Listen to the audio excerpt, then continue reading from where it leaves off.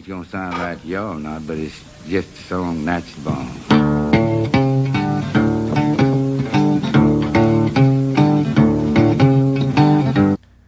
Now it sounds like he's down into, yeah, he's down to D standard, or very close to D standard. I'm gonna start with this guitar and see how far we can get with it.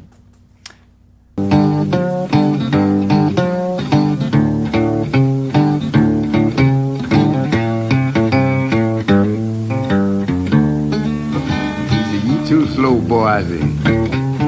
Yeah, nice. So this is the same thing, he's just playing twice as fast. Sitting too fast, eh? Tell your mama, tell your pa, gonna send you back to Arkansas, yeah. All right, let me stop you here. Yeah.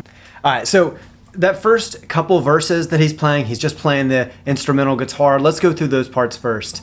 It's very much like an uptown shuffle, which would sound like a... Right, we've heard stuff like that before, but this is phrased a little bit differently. It's basically just a 12-bar blues pattern using this phrase here. And then one time at the very beginning, he did this variation. Okay, but for the most part, it's that first riff. And he also is using his pinky for this note instead of going O2, O2, O2, O2. You can do it like that, but he uses his pinky there. Because he's always like, he's always given like a little bit of bending stuff. It gives it a little bit of attitude, it gives it his trademark sound. Now when you switch to the A chord, he just does the same fingering, but down a string set. So then the turnaround is the last 4 bars, and he'll start playing over this B7, but he plays a riff instead. So it sounds like this.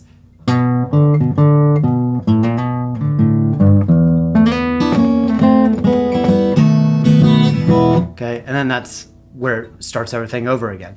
Okay, so here's the whole thing. 2, 3, 4.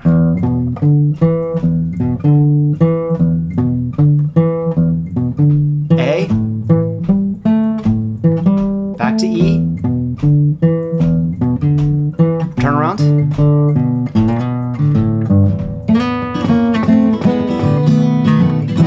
pretty cool. And then he, of course, plays that lightning fast the second time through.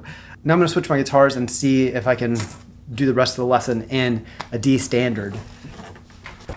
Now I will say this guitar has a hard time staying in D standard, so forgive me if I'm a little bit out of tune here and there, but it'll be easier for us to go through the lesson like this. Sitting too fast, eh? Tell your mama, tell your pa, gonna send you back to Arkansas, yeah. Yeah. Oh yeah. God knows it's true. So he's just playing that 12-bar blues. The first 4 bars are just going to be the E. All night long.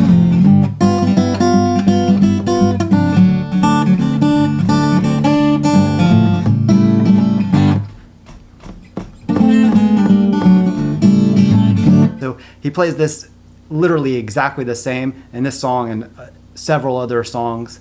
That's something that you should spend some time learning if you like Lightning Hopkins playing. Let's keep moving. Guitar say. Cool, solo.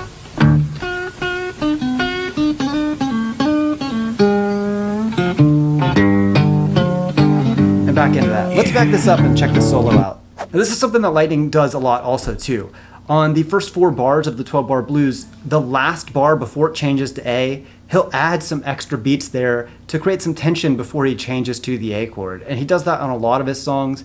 He usually will do that to kind of like fit some extra lyrics. That feeling of having tension built before the chord changes is something that's built in his playing. It's part of him, and that's how he likes to phrase things. And the guitar say.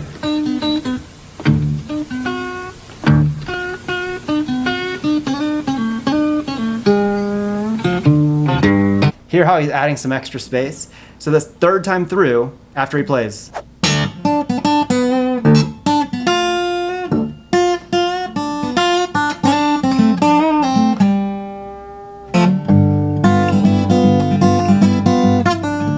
Now see how I kind of added a little bit of extra notes there? It's just to kind of build tension before the chords change.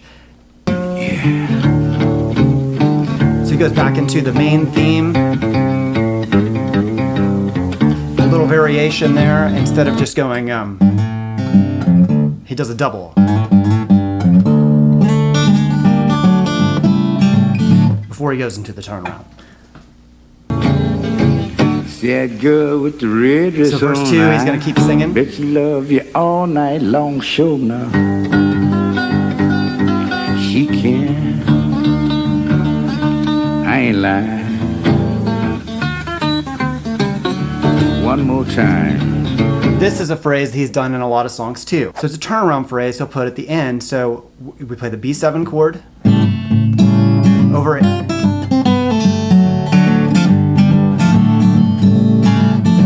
That's a famous turnaround that he does. So learn that one too. Here's another cool variation.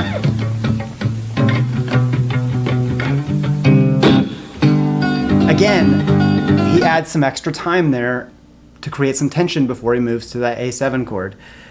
So what he's doing here is just going.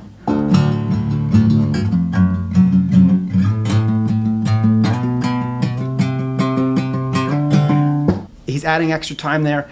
Normally you would just be kind of like 1 and 2 and 3 and 4, 1 and 2 and 3 and 4, and 1 and 2 and 3 and 4 and 1. That would be keeping it in time. Now he's adding some extra time, again, to create tension. Let's keep listening.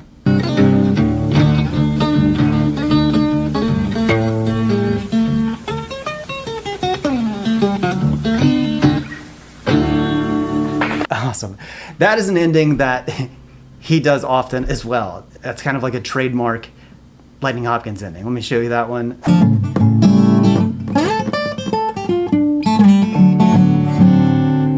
Let me slow that down. So once we're on the B7, you hit it twice like that. 1 and 2 and 3 and 4 and slide. This is what people call box 5 of the minor pentatonic. We're looking at basically sliding up the 3rd finger to 12th fret on the 2nd string. Go to the 1st string, 10, 12, back down. Then go to 10 on the 2nd string. Then we're going to 12 on the 3rd string and 9 on the 3rd string. So all together. Once you get there, you're going to hit the B string and then slide down that G string to the 2nd fret. Open, 2nd fret on the D string, and then play the E chord. And when he gets this E chord, he'll play the ending tag like this, which is basically just open, 2nd fret, open to 3rd fret on the B string, or just. And then he'll kind of hold that. One ending I like to add is this. I love that pop, kind of giving it some attitude. Of course, I'm taking that from Stevie Ray Vaughan. That's one of his moves that he always does. This is a really cool song. I had a lot of fun showing you this, and thanks for watching. I'll see you guys on the next one.